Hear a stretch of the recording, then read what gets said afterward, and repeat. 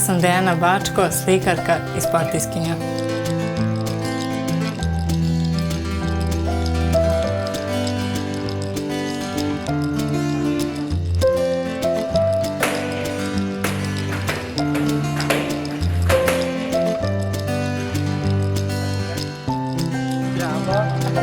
Ja sam Tamara Grujić, autor i producent serijala S Tamarom u akciji.